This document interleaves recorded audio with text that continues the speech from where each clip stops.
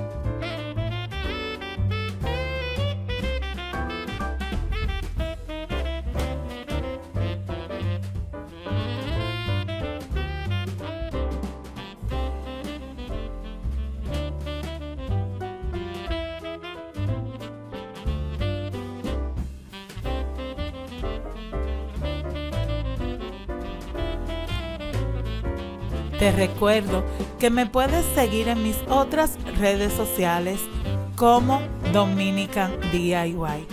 Por allá los espero.